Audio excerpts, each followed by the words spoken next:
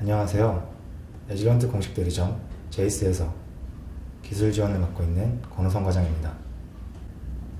오늘 세미나를 통해 총 12가지 오실로스코프에 대해 고려할 사항들을 알아보려고 합니다. 먼저 오실로스코프의 기본 성능을 나타내는 스펙들에 대해 알아보고, 그 다음에는 그 이외에 고려해야 할 사항들에 대해 알아보도록 하겠습니다. 그 중에 제일 앞에서 다룰 밴드위스와 샘플레이트에 대한 이야기는 모든 오실로스코프 사용자들이 꼭 알아야 할 내용입니다. 그 이외의 사항들은 사용자분들이 각자의 사용 용도에 맞추어 그 중요도를 부여하시면 되겠습니다. 우선 오실로스코프가 어떻게 동작하는지 알아보도록 하겠습니다. 오실로스코프는 입력된 아날로그 신호를 AD 컨버터를 통해 8비트의 디지털 값으로 바꾼 다음에 그 값들을 토대로 파형을 다시 복원하여 우리에게 보여줍니다. 다시 말하자면 좋은 오실로스코프일수록 입력된 신호를 그대로 재구성하여 우리에게 보여줄 수 있겠죠. 이때 얼마만큼 입력된 원 신호를 잘 재구성하느냐에 대한 지표들이 오실로스코프의 스펙들이 되는데, 이들에 대해서 알아보도록 하겠습니다. 가장 먼저 알아볼 사항은 밴드위스입니다. 보시는 화면은 똑같은 100MHz짜리 클럭 신호를 각각 100MHz의 밴드위스를 갖는 스코프, 그리고 500MHz의 밴드위스를 갖는 스코프로 측정한 모습입니다. 보시는 바와 같이 500MHz의 밴드위스를 갖는 오실로스코프에서 측정했을 때 올바른 파형의 모습을 나타냅니다. 가끔 100MHz 신호를 측정하는 데 있어서 100MHz 오실로스코프로 측정하면 되지 않겠는가 하는 분들이 있습니다. 하지만 지금 보시는 것처럼 좀 더 큰 밴드위스를 갖는 오실로스코프로 측정해야 하는 것을 알 수 있습니다. 보통 사인파 같은 아날로그 신호를 측정할 때는 그 신호 주파수의 3배, 그리고 디지털 클럭과 같이 구형파를 측정할 때는 그 신호 주파수의 5배를 갖는 오실로스코프로 측정이 필요합니다. 이보다 좀 더 정확한 오실로스코프의 밴드위스를 결정하는 방식은 신호의 엣지 스피드, 즉 라이즈 타임을 통한 추출법이 있습니다. 그럼 이에 대해 알아보기 전에 왜 좀 더 큰 밴드위스의 오실로스코프가 필요한지 알아보겠습니다. 오실로스코프는 입력된 신호의 주파수가 빨라질수록 신호의 감쇄가 일어납니다. 그때 그 엔벨로프를 나타낸 그래프입니다. 사인파가 입력됐을 때 그 응답이 마이너스 3dB, 즉 3dB만큼 떨어진 포인트를 그 오실로스코프의 밴드위스라고 정의하고 있습니다. 오실로스코프의 주파수 응답이 플랫한 영역, 즉 감쇄가 이루어지지 않은 영역에서 측정을 해야 정확한 결과를 얻을 수 있겠죠. 이러한 오실로스코프의 주파수 응답에는 두 가지가 있는데요. 오실로스코프 밴드위스의 50% 지점부터 서서히 루프가 일어나는 가우시안 응답, 그리고 오실로스코프 밴드위스의 70에서 80%까지 플랫한 영역을 유지하다가 급격하게 루프를 보이는 맥시멀리 플랫 응답이 있습니다. 에질런트의 1기가 미만의 스코프들은 가우시안 응답, 그리고 에질런트의 1기가 이상의 스코프들은 모두 맥시멀리 플랫 응답을 갖습니다. 두 방식이 모두 장단점이 있겠지만 맥시멀리 플랫 응답이 밴드위스 대비 루프라 하는 비율이 적기 때문에 같은 밴드위스에 더 많은 플랫한 영역에서 정확한 측정을 할 수 있는 더 나은 방식이라고 할 수 있습니다.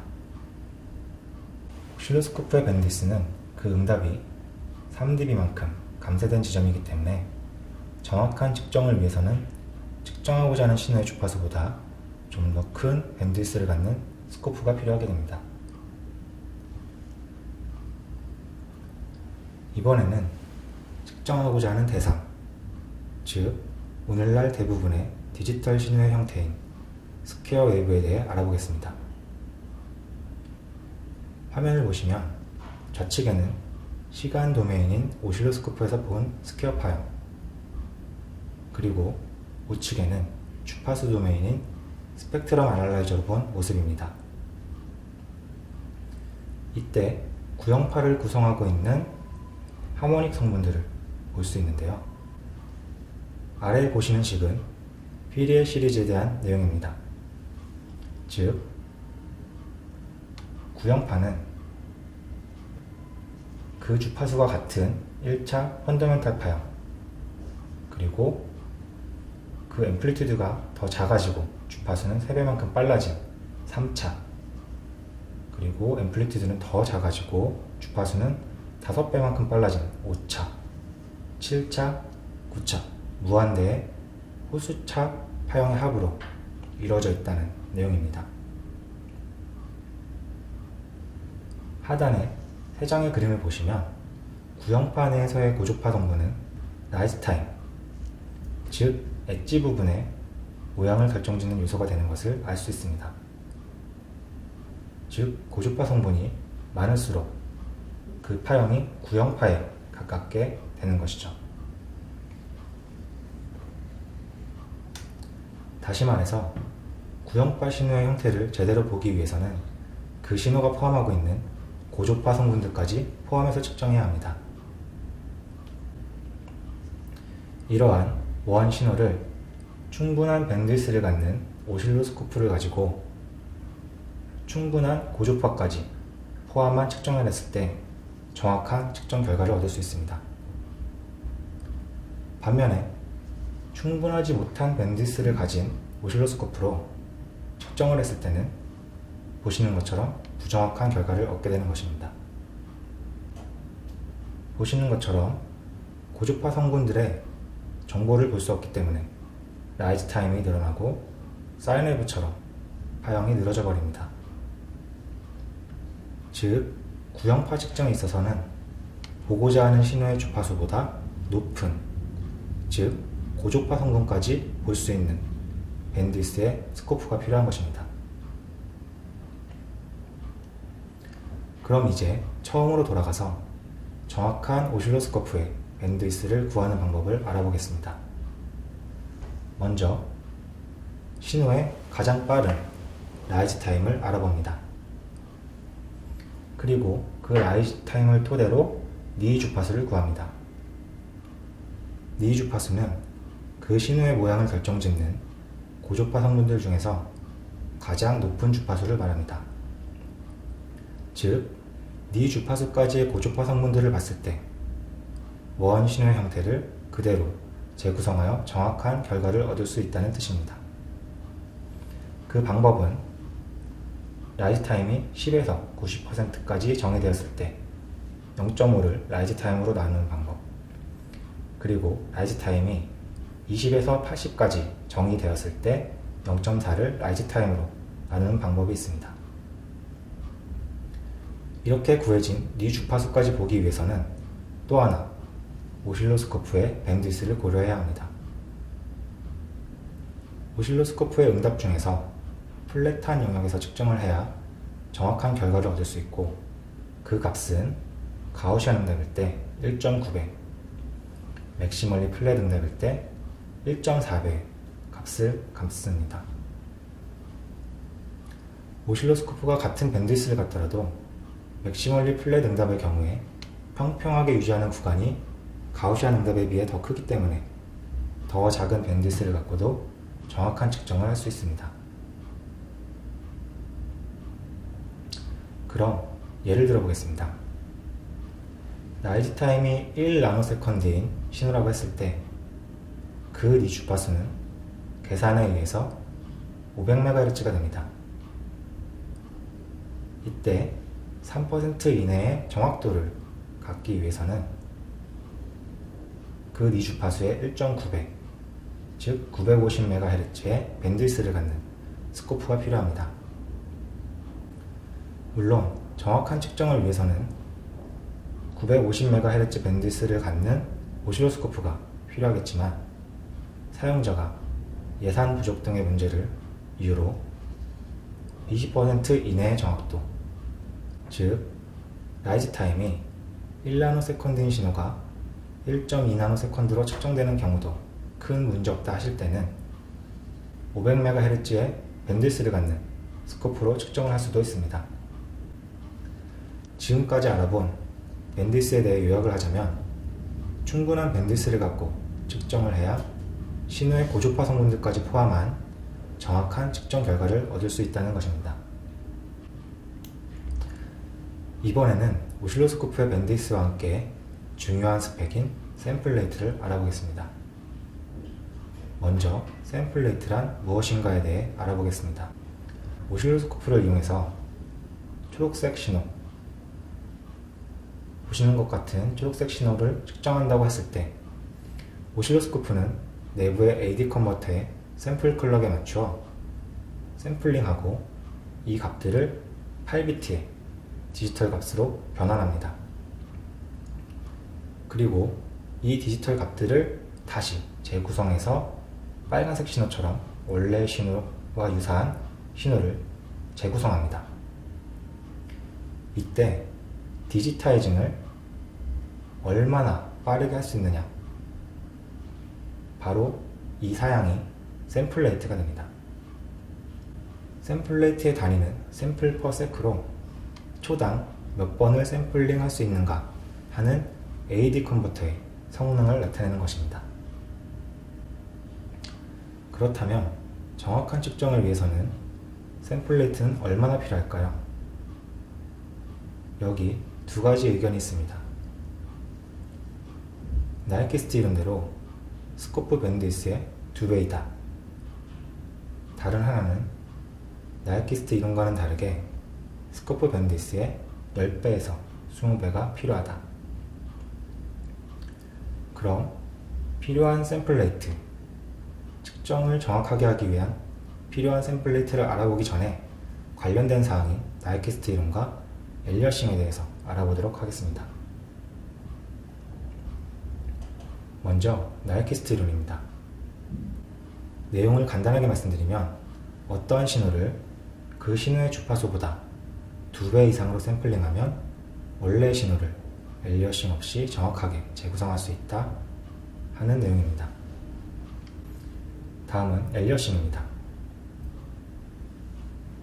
빨간색의 원래의 신호를 느린 샘플링 레이트를 가지고 느리게 샘플링 하였을 때 그때 얻어진 디지털 값을 가지고 파형을 재구성하면 파란색처럼 주파수가 느려진 파형이 재구성되게 되는데 이러한 현상을 엘리어싱이라고 합니다. 그럼 관련된 사항을 알아보았으니까 측정을 할 때 얼마만큼의 샘플 레이트가 필요한가를 알아보도록 하겠습니다. 나이키스트 이론을 따르면 밴드위스보다 2배로 샘플링하면 원래 신호를 엘리어싱 없이 정확하게 재구성할 수 있다고 했습니다. 하지만 이때 오실로스코프 주파수 응답은 보시는 것과 같이 완벽한 브리걸 응답을 보여야 합니다. 하지만 이러한 브리걸 응답은 현실적으로는 불가능합니다.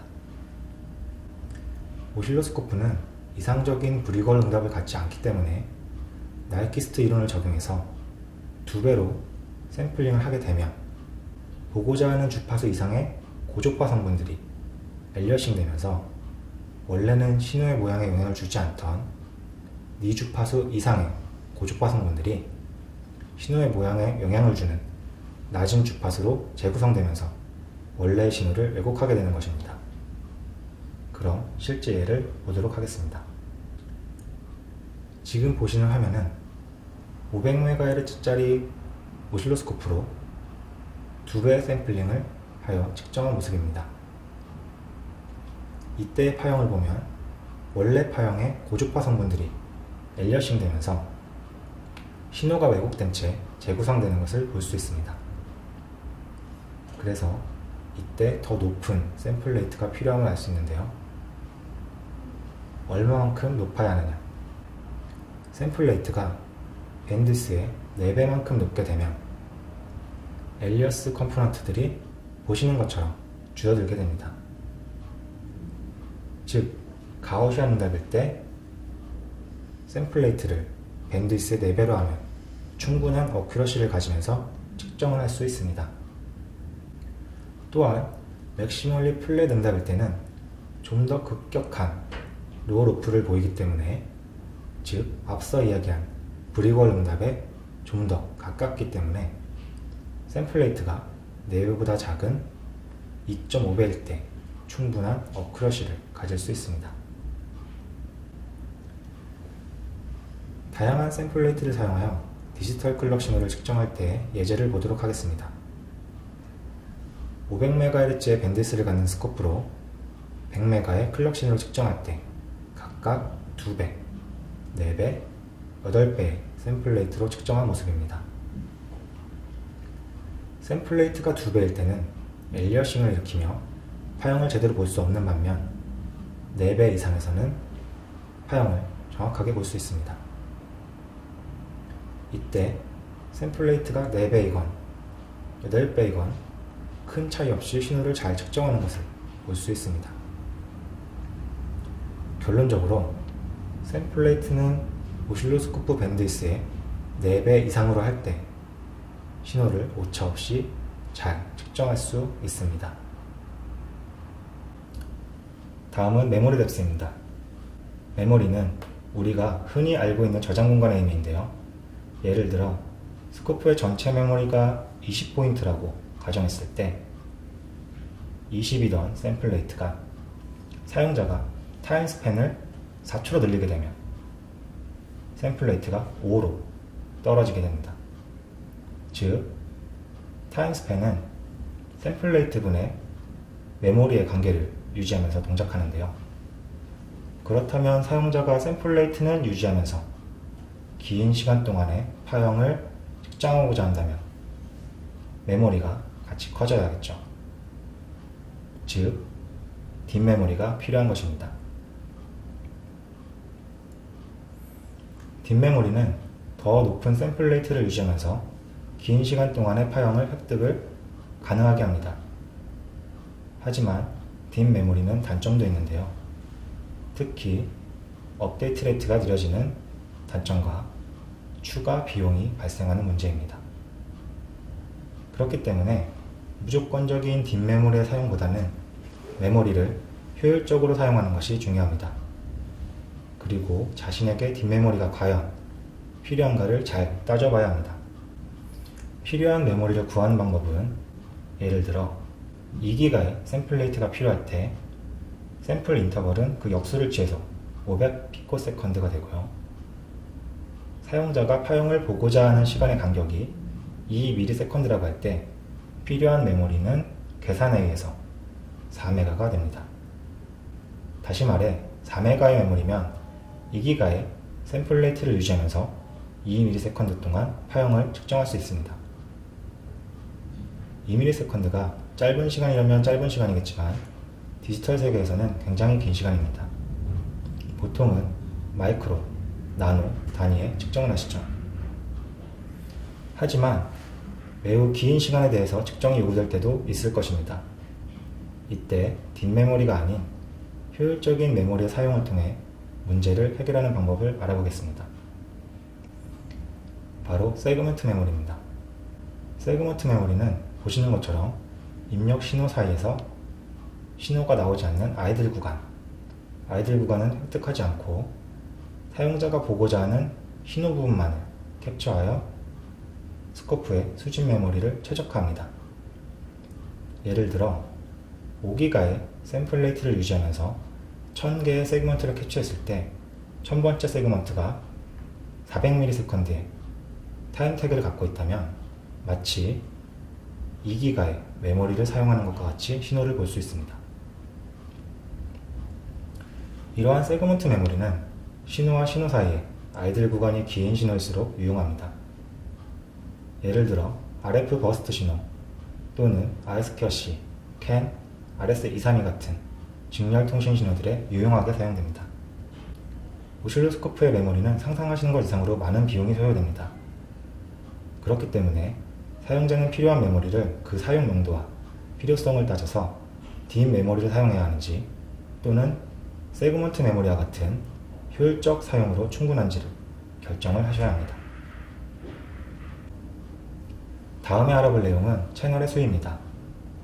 보통 오실로스코프는 2개에서 4개의 채널을 갖는데 오늘날 디지털 시스템은 매우 복잡해지면서 동시에 4개 이상의 신호를 살펴야 하는 경우가 많아졌습니다.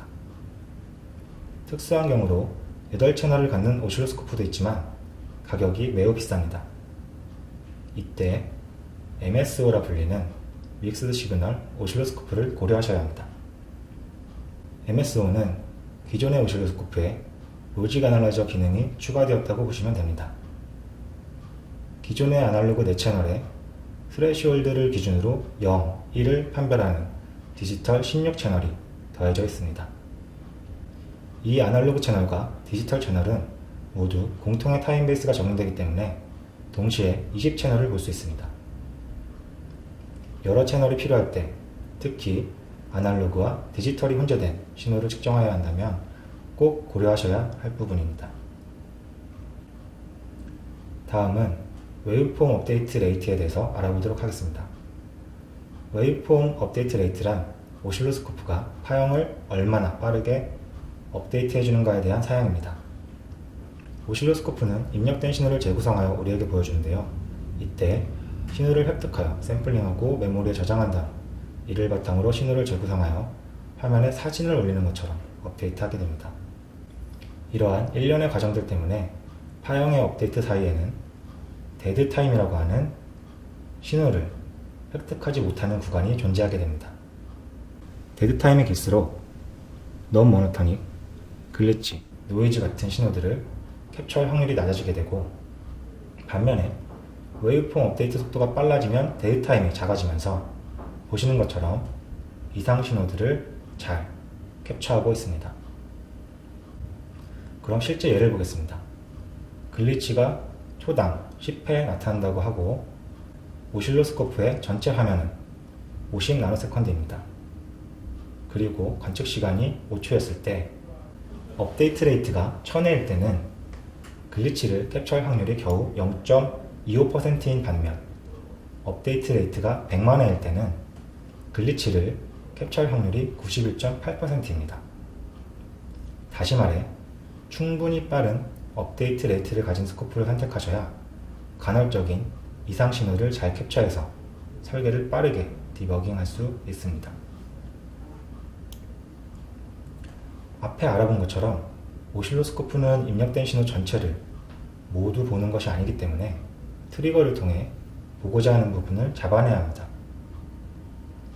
경주마가 결승선에 들어올 때 사진을 판독하는 것처럼 특정 기준을 정해 보고자 하는 부분을 캡처해야 하는데 이때 트리거가 필요합니다. 오실로스코프에서 가장 많이 사용하는 엣지 트리거를 통해 트리거에 대해 알아보도록 하겠습니다.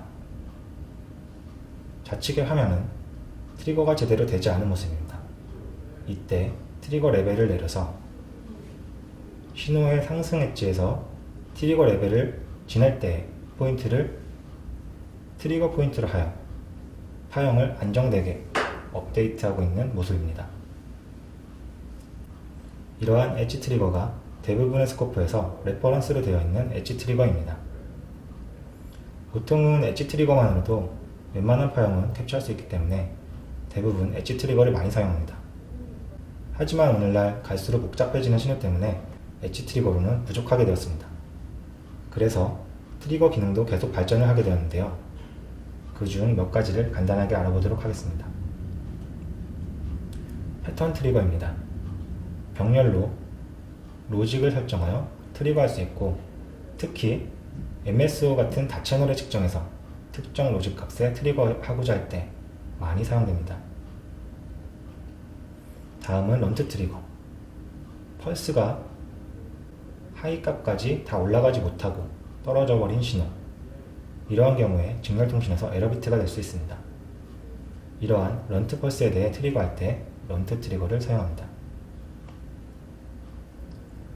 또한 라이즈 타임, 폴 타임에 대해서 트리거할 수도 있습니다. 지금 보시는 화면은 라이즈 타임이 100나노세컨드보다 늦을 때 트리거 하겠다는 트리거 조건을 줘서 트리거하고 있는 모습입니다. 다음은 셋업 앤 홀드 트리거입니다. 통신에 있어서 클럭과 데이터의 셋업 앤 홀드 타임은 0, 1을 판별하는 데 있어서 매우 중요합니다. 셋업 앤 홀드 타임을 위반하면 0, 1을 제대로 판별하지 못해서 에러 비트가 되기 때문입니다. 이러한 셋업 앤 홀드 타임을 위반하는 경우에 대해서 트리거할 수도 있습니다. 마지막 좋은 트리거입니다. 좌측에 화면을 보시면 간헐적으로 나타나기 때문에 흐리게 표시가 되고 있는 파형이 보이실 겁니다. 이렇게 신호가 한 번에 올라가지 못하고 꺾이는 신호를 넌 모노토닉 신호라고 하는데요. 이러한 신호는 트리거하기가 굉장히 까다롭습니다. 하지만 존 트리거는 사용자가 직관적으로 화면상에 보이는 신호의 영역을 지정한 다음 그 영역을 지나가는 신호를 트리거하겠다 또는 지나가지 않는 신호에 대해서 트리거하겠다 명령을 주는 겁니다. 화면상에 보이는, 즉 눈에 보이는 모든 신호를 쉽게 트리거할 수 있는 장점이 있습니다. 지금까지 알아본 바와 같이 여러 가지 트리거 방법이 있는데요. 결론적으로 사용자의 복잡한 신호에 대해서 파형을 분별하여 획득할 수 있도록 여러 가지 트리거를 지원하는 오실로스코프를 선택해야 합니다. 여기까지 스코프 자체의 기본적인 성능을 나타내는 스펙들을 통해 오실로스코프를 알아보았습니다. 요약하면 오실로스코프의 적절한 밴드위스, 샘플 레이트, 메모리를 통해 입력된 신호를 제대로 볼 수 있다면 빠른 업데이트 속도를 통해서 간헐적인 신호를 발견하고 그에 대해 다양한 방법으로 트리거도 할 수 있는가를 나타내는 것들이었는데요. 이제부터는 그 외에 부가적인 기능들에 대해서 간단하게 알아보면서 추가적으로 고려해야 하는 사항들을 알아보도록 하겠습니다. 오실로스코프의 디스플레이 품질은 간과되기 쉽지만 현재 오실로스코프들은 획득된 신호에 대해 수직 정보, 즉 파형의 강도를 표시해 주어서 자주 획득되는 파형은 밝게, 간헐적인 신호는 흐리게 표시하여 사용자가 신호에 대한 자세한 정보를 한눈에 볼 수 있게 해줍니다. 오실로스코프의 직접적인 성능과는 관계가 없지만 디스플레이 품질은 사용자 파형의 세부 사항을 한눈에 볼 수 있게 해주므로 중요하게 고려되어야 할 사항입니다. 다음은 시리얼 버스에 대해 고려할 부분을 알아보겠습니다. 시리얼 버스는 직간 통신, I/O 통신 등등 오늘날의 통신 설계의 대부분에 보편적으로 사용됩니다. 전통적인 시리얼 버스의 디코딩을 캔 통신을 예를 들어 보겠습니다. 우선 입력된 펄스로부터 0, 1을 판별하여 이진수의 값으로 나타냅니다. 거기에 각각의 자릿수를 확인하여 프레임의 ID 그리고 데이터 값들을 16진수 헥사 코드로 변환합니다. 이러한 작업을 하는 데에는 많은 노력과 시간이 소모될 뿐만 아니라 휴머니티 에러, 즉 사람의 실수에 의한 에러를 갖게 될 가능성이 높아집니다. 그러면 오늘날의 오실로스코프가 자동으로 시리얼 버스를 디코딩해주는 모습을 보시겠습니다. 보시는 것처럼 신호의 동기화된 디코드 값을 실시간으로 볼 수도 있으며 마치 프로토콜 디코더처럼 디코딩된 값들을 표로도 보실 수 있습니다. 물론 특정 시리얼 데이터, 프레임 ID 등등에서도 트리거가 가능합니다. 여기서 한 걸음 더 나아간 최신 디코딩 기술입니다. 오토모티브 쪽에서 많이 사용하는 캔, 린 신호를 동시에 디코딩하고 있는 모습입니다. 두 개의 시리얼 버스를 동시에 디코딩하고 리스터에서는 캔과 린 두 개의 값을 시간순으로 동시에 나타내주기까지 합니다. 또한 리스터를 자세히 보시면 캔 통신의 DBC 포맷을 지원하면서 심볼릭 디코딩하는 것을 볼 수 있습니다. 현재 스티어링 휠의 제어, 엔진의 제어 등등 캔 통신의 실제 메시지를 볼 수 있는 것입니다. 시리얼 버스에 대해 고려하실 때에는 보시는 것과 같은 사항들을 확인하셔야 합니다. 특히 하드웨어 베이스인가? 하드웨어 베이스 디코드라는 것은 디코딩할 때 CPU 동작이 들어가지 않는 것입니다.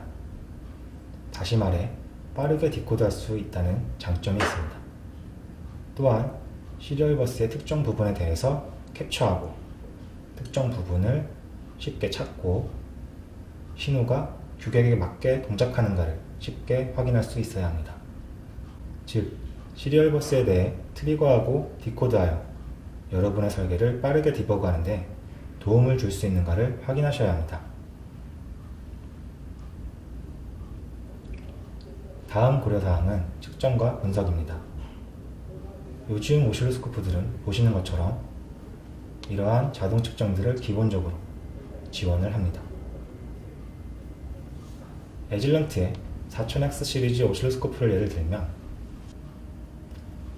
각종 파라메트릭 자동 측정과 그 통계를 보고 매스 기능 중에서 FFT를 이용해서 특정 주파수 대역의 노이즈를 찾고 신호의 마스크 테스트, 전력 분석에 대한 컴플라이언스 테스트, USB 2.0 시그널 퀄리티를 자동으로 측정하고 레포트를 출력해 주기도 합니다. 물론 이보다 상위 모델의 스코프들은 예를 들어 USB 3.0, HDMI 같은 더 빠른 하이스피드 통신 규격에 대해 자동화된 테스트가 가능합니다. 현재 특정 규격에 대한 컴플라이언스 테스트가 필요하거나 앞으로 테스트할 계획이 있다면 해당 어플리케이션을 지원하는지를 확인하셔야 중복 투자를 예방할 수 있을 것입니다. 오실로스코프는 그 자체로도 훌륭한 분석 툴이지만 많은 분들이 측정된 신호와 값들을 가지고 PC에서 작업하기도 합니다. 보통은 USB 메모리 스틱에 저장하여 PC로 데이터를 옮기는데요. 그 옮겨야 하는 데이터가 많거나 빈도수가 많다면 오실로스코프와 PC를 직접 연결해서 데이터를 전송하는 것도 필요합니다. 과거 GPIB, RS231을 통해 연결을 했고 최근에는 USB와 랜을 통해 연결을 할 수 있습니다. 또한 PC에 인피니뷰라는 소프트웨어를 설치하면 오실로스코프의 모든 기능을 PC에서 작업할 수 있습니다. 지금 보시는 그림은 마치 오실로스코프의 화면처럼 보이지만 모두 PC의 화면입니다.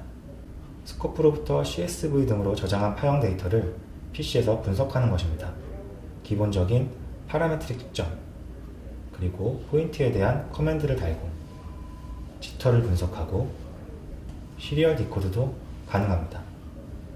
즉, 오실로스코프의 모든 기능이 PC에서 가능하시다고 보면 됩니다. 따라서 매우 편리하게 오프라인으로 작업하고 스코프의 작업 시간을 줄이고 쉽게 문서화할 수도 있습니다. 이를 통해 원격 팀과의 협업 등에 자유롭게 활용할 수 있습니다. 사용자는 특정 연결 방법과 문서화, 그리고 분석 방법에 대한 필요성까지도 확인을 해서 오실로스코프를 고려해 봐야 합니다. 다음 고려사항은 프로빙입니다. 프로브는 보통 오실로스코프를 선택할 때 간과되기 쉬운데요. 스코프가 아무리 좋더라도 프로브가 좋지 않다면 그 측정 시스템의 능력은 사양이 낮은 쪽인 프로브의 능력만큼만 사용될 수 있습니다. 프로브의 종류는 크게 나누면 패시브 프로브와 액티브 프로브, 그리고 싱글핸드 프로브와 디퍼런셜 프로브로 나눌 수 있습니다. 패시브 프로브는 R, L, C 같은 패시브 소자로 이루어져 있어서 패시브 프로브라 불리우고 있고요. 범용적으로 많이 사용되는 프로브입니다. 그리고 액티브 프로브는 내부에 액티브 소자가 사용되며 내부 캐패시턴스 값이 작아서 오늘날 하이스피드 시그널의 측정에 많이 사용됩니다. 또한 싱글핸드와 디퍼런셜, 싱글핸드 프로브는 그라운드 대 신호 사이의 전압을 측정하며 디퍼런셜 프로브는 신호 대 신호의 전압을 측정합니다. 이외에 특수한 용도로서 극한 온도의 항온 챔버 테스트를 위한 익스트림 템퍼처 프로브, 그리고 50 마이크로 암페어까지 측정이 되는 하이 센시티비티 커런트 프로브가 있습니다. 사용자는 사용하고자 하는 상황에 맞는 프로브를 같이 선택할 수 있는지 확인을 해야 합니다. 그럼 프로브에 대해서 좀 더 알아보도록 하겠습니다. 이상적인 프로브는 측정 결과에 아무런 영향을 주지 않아야 합니다. 하지만 실제 프로브는 내부의 임피던스 성분들에 의해 측정 결과에 영향을 주게 되는데요. 먼저 레지스티브 로딩에 의한 효과를 보시겠습니다. 원래 이러한 신호가 레지스티브 로딩에 의해서 앰플리튜드가 감소하고 DC 오프셋이 감소하였습니다. 이는 회로의 소스 저항과 프로브의 저항 성분이 전압 분배 효과를 일으키기 때문인데요. 이때 프로브의 레지스턴스를 크게 할수록 전압 분배 효과를 적게 일어나게 할 수 있습니다. 그래서 프로브의 레지스턴스는 소스의 레지스턴스보다 10배 이상으로 하여야 합니다. 다음은 캐패시티브 로딩에 의한 효과를 보시겠습니다. 캐패시티브 로딩에 의해 원 신호는 라이즈 타임이 느려지고 프로파게이션 딜레이가 생겨나게 됩니다. 최근엔 시그널의 스피드가 빨라지면서 주파수에 따라 그 값이 변화하는 캐패시티브 로딩이 더 큰 문제가 되고 있습니다. 즉, 프로브의 캐패시턴스 값을 최소화하여 캐패시티브 로딩 효과를 최소한으로 줄일 수 있습니다. 마지막으로 인덕티브 로딩 효과에 의해서 원 신호는 보시는 것처럼 링잉을 일으키게 됩니다. 인덕티브 성분은 프로브의 접지 리드에서 기생 성분으로 발생하는데요. 그렇기 때문에 접지 리드를 가능한 한 짧게 하시는 것이 좋습니다. 마지막 고려사항입니다. 사용 편의성은 가장 주관적인 부분이 되겠지만 가장 중요한 문제이기도 합니다. 아무리 좋은 기능을 가진 오실로스코프라 하더라도 쉽게 사용할 수 없다면 효과적으로 사용하기 어렵습니다. 구매하기 전에 꼭 데모 등을 통해서 사용을 해보시길 권해드립니다. 또한 가격. 사실 엔지니어에게 가장 고려하지 않아야 할 사항이지만 현실적으로는 제일 중요하시죠. 사실 오실로스코프는 성능이 높아질수록 가격이 올라갈 수밖에 없습니다. 하지만 한정된 예산 안에서 최소 측정 요구에 충족하는 것을 선택해야 합니다. 정말 측정에 필요한 것인데 예산이 부족하시다면 저희와 상담하시면 됩니다. 여러 가지 방법으로 도와드릴 것입니다. 이상 오실로스코프에 대해 고려해야 할 사항들을 알아보았습니다. 오늘 세미나를 통해서 오실로스코프에 대해 이해하고 활용도를 높이면서 이후에 오실로스코프를 선택하는 데 도움이 되었으면 합니다. 참석해 주셔서 감사합니다.